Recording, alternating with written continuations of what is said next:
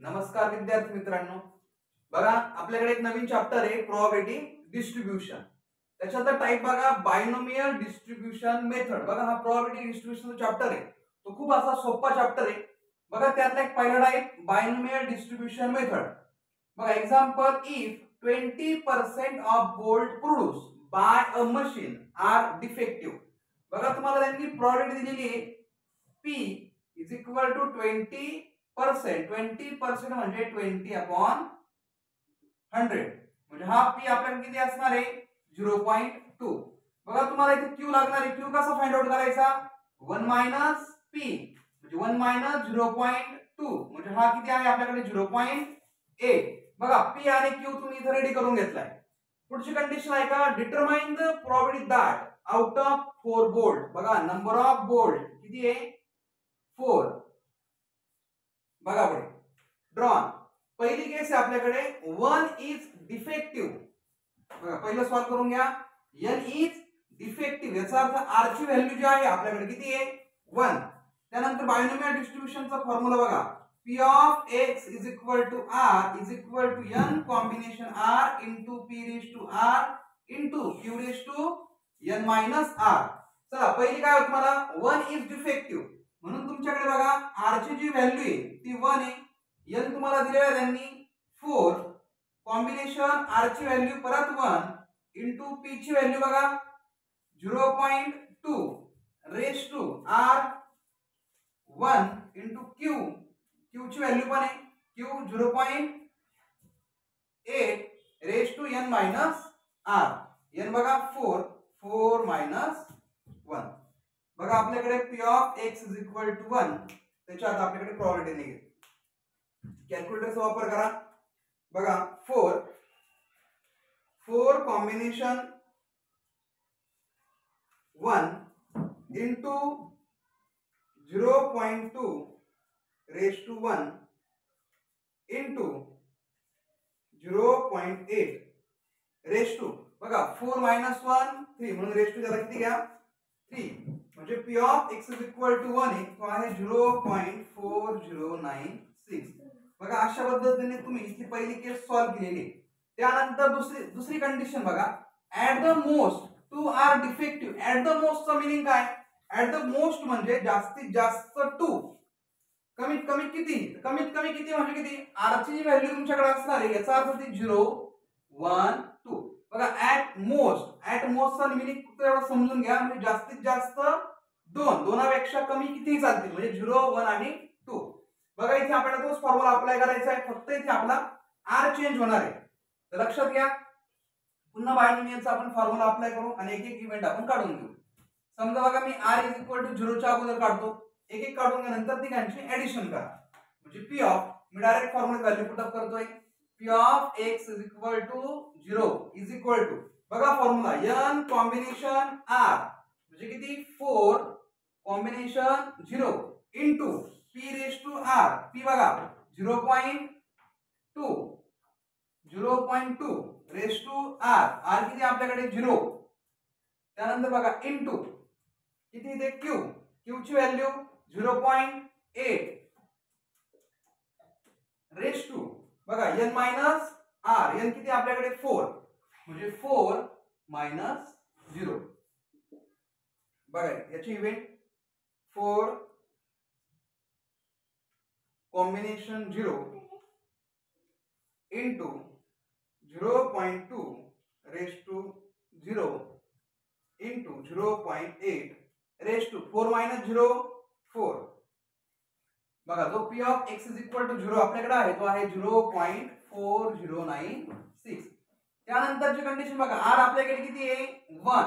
आता याला काही सॉल्व करण्याची आवश्यकता नाही. ऑलरेडी तुम्ही p of x is equal to 1 ची व्हॅल्यू तुम्ही काढून घेतलेली आहे ती आहे 0.4096. बघा 0.4096. त्यानंतर बघा पुढची कंडिशन आहे 2. r ची व्हॅल्यू तुम्हाला 2 दिली आहे.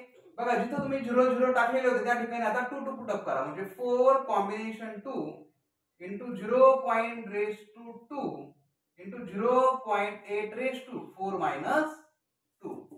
बघा 4 combination 2 इंटू 0.2 चा स्क्वेअर इंटू 0.8 रेस्ट बघा 4 - 2 म्हणजे किती येतो 2 म्हणजे हा याची व्हॅल्यू आपल्याकडे आहे 0.1536 बघा आता जेवढे तुमच्या r इज इक्वल टू 0 1 2 सगळ्यांची आपण ऍडिशन करू म्हणजे बघा p of x is equal to 0 plus p of x is equal to 1 plus p of x is equal to 2 दाखवा the value p of x is equal to 0 0.4096 second बघा p of x is equal to 1 0.4096 plus त्यानंतर बघा x is equal to 2 ची 0.1536 कर addition 0.4096 plus 0.4096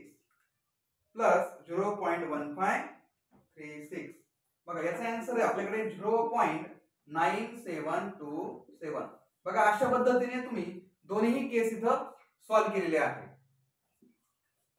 second example बघा a person fire 10 shots at a target the probability that any shot will hit the target is 3/5 बघा तुम्हाला इथं number of shots मला दिले म्हणजे n 10 आहे तुम्हाला प्रोबॅबिलिटी दिलेली आहे p तो 3/5 तर बघा तुम्ही q फाइंड आउट करू शकता 1 - p म्हणजे 1 - 3/5 आलं लक्षात बघा 5 1 जार 5 5 - 3 5 - 3 2 2/5 हा काय आला आपल्याकडे q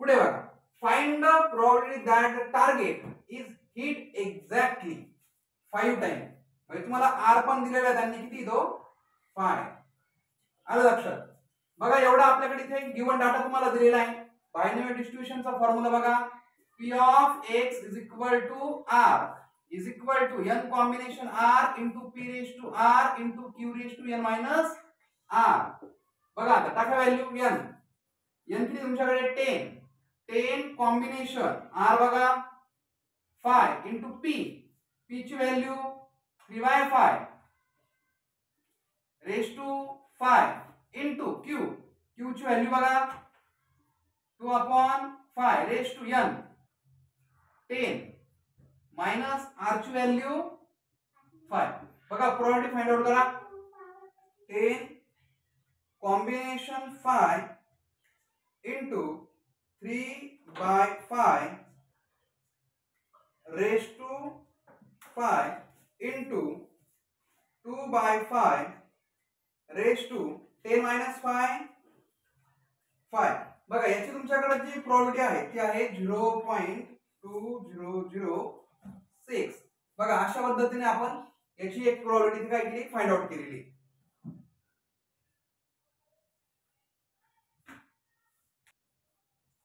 नेक्स्ट एक्झाम्पल बघा the probability that man age 65 will live to 75 is 0.65 बघा तुम्हाला काय मॅन आहे त्याचं जे काय एज तुम्हाला प्रोबॅबिलिटी दिलेली 65 to 75 च्या रेंज मधली जी प्रोबॅबिलिटी तुमच्याकडे आहे ती आहे 0.65 बघा हा p नंतर तुम्हाला q फाइंड आउट करता येतो 1 - p बघा 1 - 0.65 1 - 0.65 म्हणजे किती 0.35 आलं लक्षात बघा q ची व्हॅल्यू पण तुमच्याकडे इथे आहे त्यानंतर बघा what is the probability that out of 10 main बघा नंबर ऑफ मेन किती दिले तुम्हाला 10 n ची value which are now 65 7 will live to the 75 बघा तुम्हाला एक्झॅक्टली जी काय प्रोबॅबिलिटी दिलेली ती r या इव्हेंटची दिली बघा परत बायनोमियल डिस्ट्रीब्युशनचा फॉर्म्युला अप्लाय करा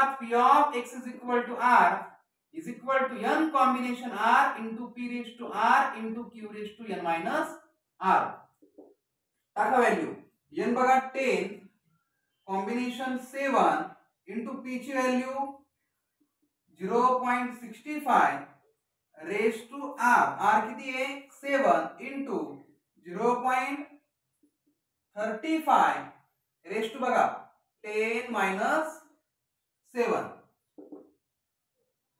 बघा टाका व्हॅल्यू 10 बघा 10 combination 7 into 0.65 raise to 7 into 0.35 raise to बघा 10 - 7 म्हणजे किती 3. म्हणजे याची जी प्रॉपर्टी आपल्याकडे आलेली किती आहे 0.2522. बघा अशा पद्धतीने छोटे छोटे एक्झाम्पल आहे आणि इथे आपण काय करू शकतो दोन मार्कचे 4 मार्कसाठी असे एक्झाम्पल आपल्याकडे येत असतात. म्हणून हा टाइप आपल्याकडे खूप सोपा आहे बायनॉमियल डिस्ट्रीब्युशन मेथडचा. फक्त गिवन व्यवस्थित समजून घ्या आणि गिवन क्रायटेरिया नुसार ते एक्झाम्पल सॉल्व्ह करण्याचा प्रयत्न करा. नेक्स्ट एक्झाम्पल बघा assuming that 2 in 10 industrial accidents are due to fatigue. बघा इंडस्ट्रियल ऍक्शन मध्ये बघायला गेलं तर 10 पैकी दररोज काय होतात 2 ऍक्सिडेंट समजा इथे आपल्याकडे होतात. म्हणजे तुम्हाला काय दिलं इथे बघा 2 in 10 ऍक्सिडेंट आहे म्हणजे प्रॉपर्टी किती आली आपल्याकडे 0.2. म्हणजे तुम्ही क्यू लगेच फाइंड आउट करू शकता 1 - p म्हणजे 1 - 0.2 म्हणजे किती झाला तो क्यू ची व्हॅल्यू 0.8. बघा इथे तुम्ही p आणि q इथे फाइंड आउट केलाय. Find the probability exactly 2 out of 8. बघा तुम्हाला नंबर ऑफ ऍक्शन तुम्हाला दिले 8 मधून एक्झॅक्टली 2 ऍक्शन होताच आहे म्हणजे r ची व्हॅल्यू तुमच्याकडे किती आहे 2. तर बघा तुम्हाला त्या 2 ची काय काढायची प्रोबॅबिलिटी. तर बघा बायनॉमियल डिस्ट्रीब्युशनचा formula p of x is equal to r is equal to n combination r into p raised to r into q raised to n minus r. बघा आता व्हॅल्यू पुट अप करू n बघा 8 combination 2 into p 0.2 raised to r 2 into q 0.8 raised to n minus r म्हणजे 8 minus 2. बघा याचं calculation करा 8 combination 2 into 0.2 raised to 2 into 0.8 into 8 minus 2 बघा 6 0.8 raised to 6. बघा याची जी प्रॉपर्टी आहे ती आहे 0.2936. बघा हे जे एक्झाम्पल तुम्हाला बायनॉमियल डिस्ट्रीब्युशनचं आहे हे 2 मार्कासाठी एक्झाम्पल आहे. बघा याच्यामध्ये आपण सगळे इम्पॉर्टंट सम एक्झाम साठी कव्हर करून दिलेले म्हणून व्यवस्थितरित्या हेच दिलेले एक्झाम्पल प्रॉपरली करून जा आणि 2-2 4-4 मार्क्स तुम्हाला या मेथड साठी इथं मिळतील.